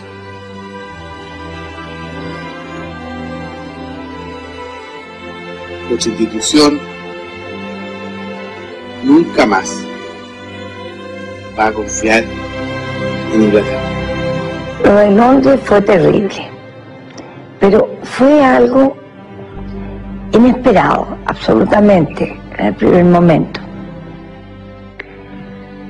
Ahí lo vi triste, lo vi terriblemente. Mira, cada despedida era, para él sentía que se iba a morir en cada despedida cuando se... Creo que sintió una gran desilusión, pero, y también temor que a lo mejor no muriera en su tierra. Estaba lejos de su patria, porque él no, para él morir lejos de su país, no mirando la cordillera, era una cosa horrorosa. También impactó la masiva presencia de connacionales que viajaron a darle su apoyo al general Pinochet, enfrentándose en las calles de Londres a una orquestada movilización internacional. Y teníamos que demostrar que él también tenía un gran apoyo, y él era muy querido en Chile. Y la verdad que el grupo humano de gente que fue, estábamos todos muy compenetrados y muy con ganas de poder decirle a él y al mundo que efectivamente él no estaba solo. Y alguna vez lo vi comiendo una empanada chilena hecha por mí y llorando como hombre, llorando de emoción, y justamente fue para el 18 de septiembre, donde cantamos el himno nacional y todos llorábamos de emoción y de pena de lo que estaba pasando con él, que lo pasó muy mal. Y la verdad que fueron momentos súper fuertes, ¿eh? Y la gente, incluso la gente que vivía allá, los chilenos, nos miraban y no podían creer, decían cómo había gente que había venido de tan lejos a demostrar su cariño por él. Cuando yo acompañaba a mi capitán general en Londres, cuando lo fui a cocinar, lo que le dolía a él eran los traidores. Porque me decía, Coquito, los comunistas siempre me odian, tienen derecho, pero los que me cargan son los traidores. Así que usted, si alguna vez le dio la mano y él se la dio con cariño, no puede traicionarlo, porque está traicionando a su país. Y eso me duele a todos los que tenemos buena memoria. Así que, ojo, porque la cuenta se pasa. Los políticos tienen que saber a dónde van. Y espero que conduzcan bien este país, porque lo veo bastante complicado. En diciembre de 1998, desde Londres, el general Pinochet envió a los chilenos una sentida carta. A través de sus párrafos, es posible avisorar la absoluta claridad que él tenía acerca de las razones y de los gestores de su detención. Impedido de regresar a mi país y viviendo la experiencia más dura e injusta de mi vida, expresaba la carta, quiero agradecer a mis compatriotas todas las nobles muestras de cariño y apoyo que me han dado.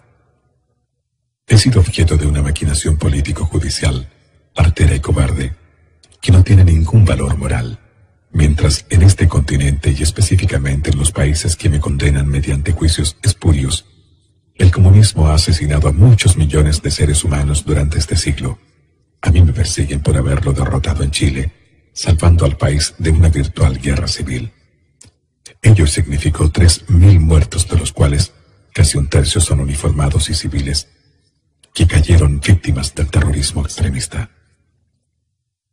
Más adelante, aclaraba, si con mi sufrimiento se puede poner fin al odio que se ha sembrado en nuestro país, quiero decirles que estoy dispuesto a aceptar todos los designios del destino con la más absoluta confianza que Dios en su infinito amor, sabrá hacer fecundo este sacrificio que le ofrezco para que triunfe la paz, y en el amanecer ya del nuevo siglo, sean los chilenos un pueblo unido y reconciliado, como el que siempre soñé alcanzar a ver.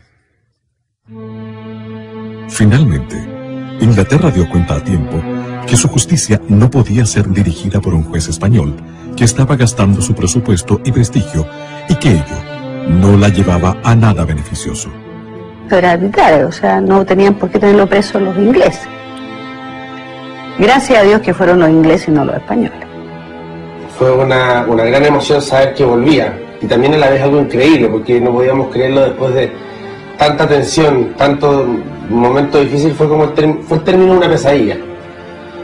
Y ya el hecho de ver en la televisión cuando el avión despega en dirección a Chile, ya fue como bien, era verdad, en realidad. El gobierno dispuso que el general Pinochet no fuera recibido con los honores que merecía, y que miles de adherentes esperaban que así fuera. Sin embargo, el general comandante en jefe del ejército, Ricardo Isurieta, lo recibió como correspondía. Era senador de la República, expresidente, había sido excomandante en jefe. Entonces, el hecho que estuvo tanto tiempo en Londres para nosotros era una situación que no era grata. Las imágenes de esta recepción, al ser publicadas en la mayoría de los medios de comunicación internacionales, de nuevo hicieron cavilar sobre lo que verdaderamente había sucedido en Chile. La historia de Chile no comenzó el 11 de septiembre. El 11 de septiembre es el día último en que Chile se destrozaba y se caía a pedazos. No amanecieron con ganas de tomarse el poder. Lo que hicieron fue a petición de la inmensa mayoría de chilenos, incluso de aquellos que hoy día dicen que no, incluso de aquellos que en ese momento fueron a dejar su amiguito y dieron plata y hoy día dicen que no, incluso con ellos, incluso aquellos que fueron parte del gobierno militar entre 1973 y 1975, como fue la democracia cristiana, y que no intenten decir que no, porque la historia no se puede falsear.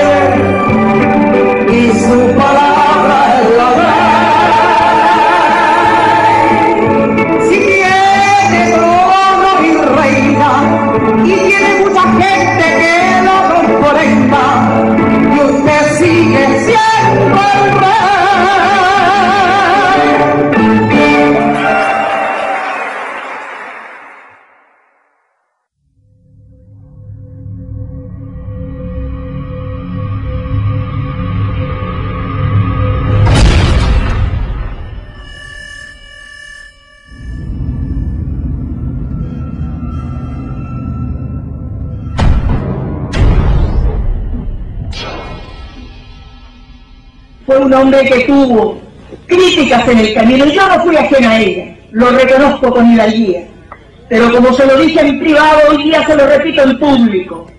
¿Cuántas de mis críticas hoy día? Hoy día tengo que decirle, presidente, tenía usted la razón. Durante el gobierno de Eduardo Frei hijo, se modificaron los textos de educación y se estableció en ellos que la violencia en el país había sido iniciada solamente por los agentes del Estado, en tiempos del general Pinochet. El cambio en los textos de educación fue una clara demostración de querer borrar de la historia el periodo de guerra irregular que se mantuvo vigente por casi 30 años en Chile, con algunos momentos más álgidos y duros que otros. El presidente Eduardo Frei Ruiz-Tagle, lamentablemente, con la anuencia del mando militar, tratando quizás de dar señales de consenso reconciliador, estableció una mesa de diálogo, con lo que se judicializaron todas las causas militares. El perjuicio mayor fue para los militares que habían actuado directamente en la lucha contra la actividad terrorista. Esas personas comenzaron a ser procesadas y están, muchos de ellos están todavía detenidos, presos, condenados, con una justicia muy extraña. Hoy día, los militares que dieron garantía y seguridad al país permanecen encarcelados sin que se vislumbre todavía una salida. Evidentemente uno ve una acción insidiosa, porque acá uno escucha permanentemente la mitad de la campana, la mitad de la historia. Yo le dije al principio de esta entrevista que la verdad contada a medias termina siendo una vil mentira. Entonces, ¿por qué no juzgamos a la otra parte también? Yo no estoy diciendo, ningún camarada dice, no tenemos que ser sometidos a juicio, pero a juicios justos. Mire, yo no quiero entrar a juzgar a los jueces porque ellos es un poder del Estado que es independiente, pero me parece que con el tiempo va a haber una recapitulación aquí en la forma en que ha actuado la justicia, que creo que no ha sido la mejor. Mi opinión personal es que simplemente aquí se ha aplicado un doble criterio en lo que dice relación con la aplicación de tratados internacionales, pero ahí está la Corte Suprema, que hasta hace 10 años lo aplicó de una manera y ahora lo aplica de otra manera, con las mismas normas legales que estaban vigentes ahora y antes. Tras el gobierno de don Eduardo Frei Ruiz-Tagle, vino el gobierno de don Ricardo Lagos Escobar, quien intentó reivindicar al nuevo socialismo, al socialismo renovado, que apoyó nacional e internacionalmente su gestión. Su sucesora, la presidenta de la República, doña Michelle Bachelet Jeria, hizo recrudecer el trato a los presos políticos militares.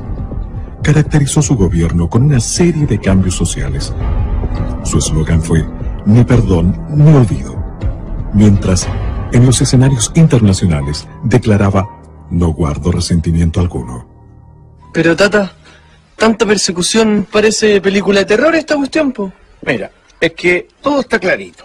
En la prensa, en los textos de estudio, en el Museo de la Memoria y en la sentencia, acuérdate, po. Bueno, pero es que en los juicios contra militares que no tienen nada de justicia. Sí, po. Pucha, Tata, encuentro escalofriante tanto rencor. ¿Sabéis, Tata?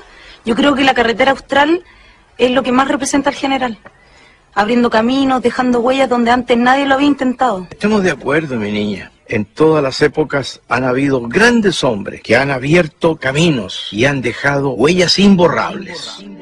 El 24 de diciembre del año 2006, semanas después del fallecimiento del general, la Fundación Augusto Pinochet dio a conocer una carta del exmandatario en la que en uno de sus párrafos se dirige especialmente a las nuevas generaciones, aclarando: Chile empezó a arder y se encajonaba sin escape. Objetivamente, en mi concepto, a 3 posibilidades.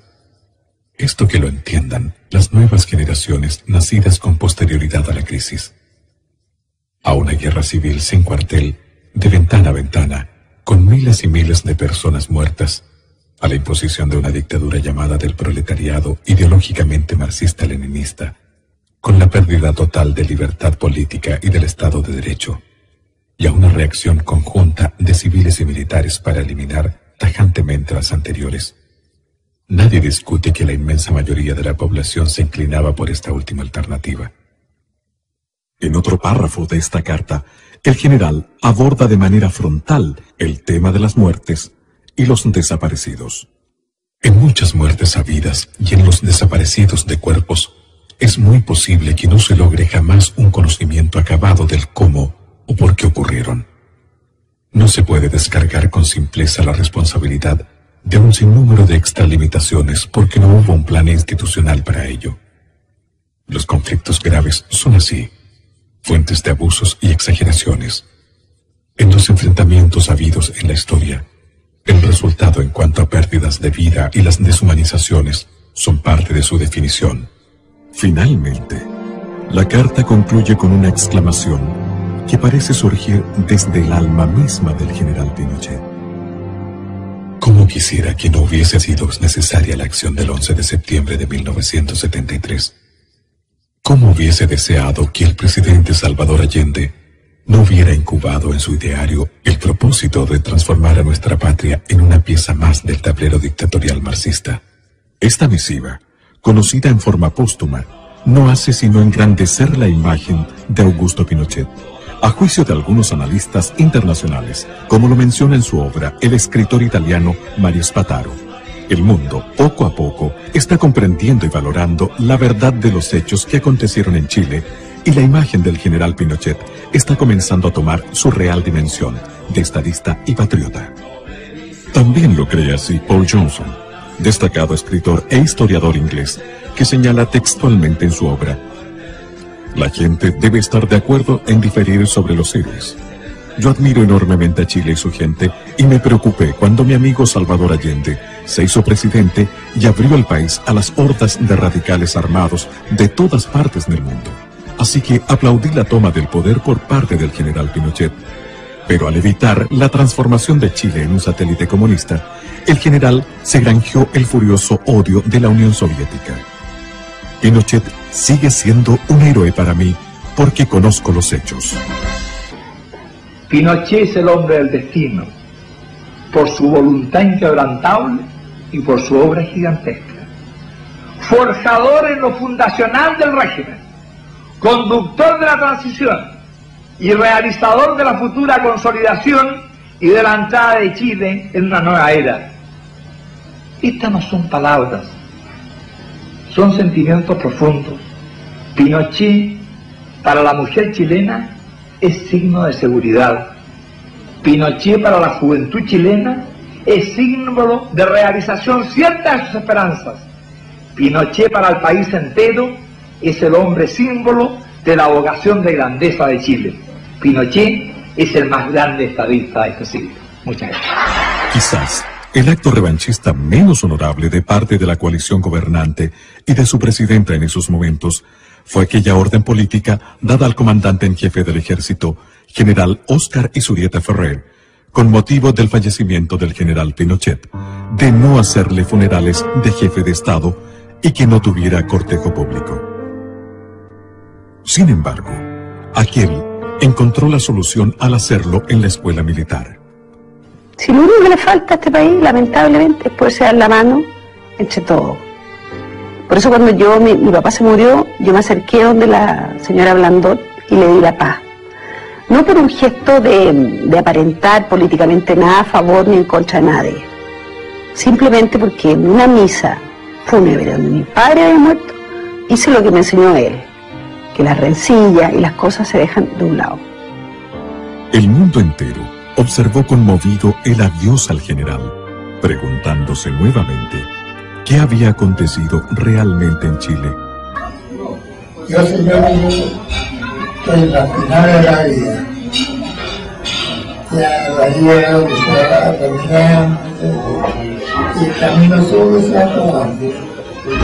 Pero siempre guardo para ustedes el cariño, el afecto,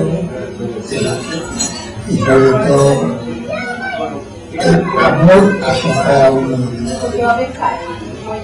Les agradezco todo lo que han visto.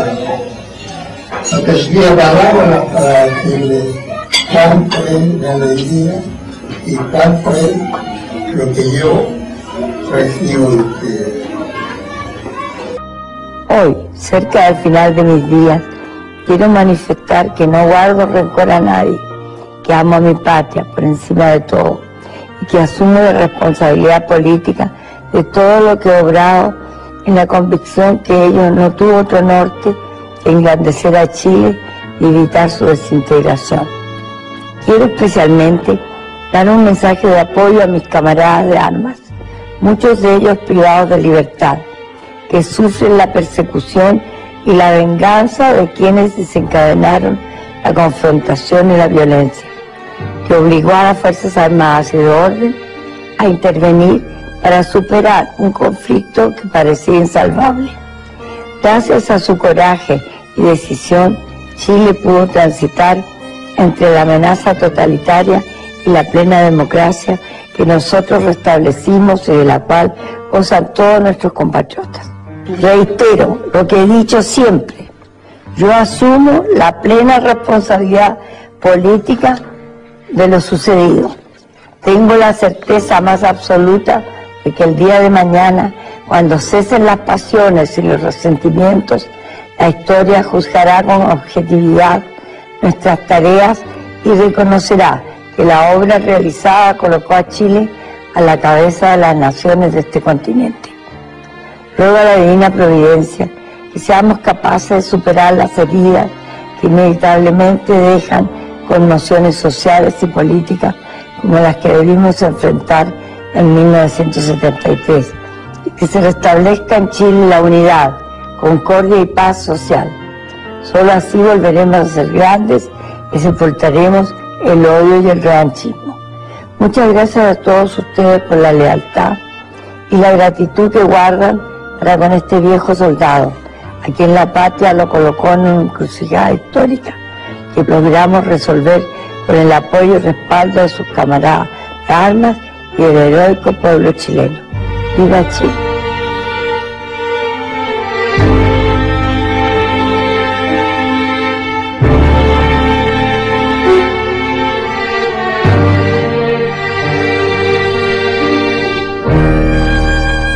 El 10 de diciembre del año 2006, a los 91 años de edad, tras 33 años de protagonismo en vida en la historia de Chile, el general Pinochet abandonó este mundo para situarse entre los inmortales de la patria.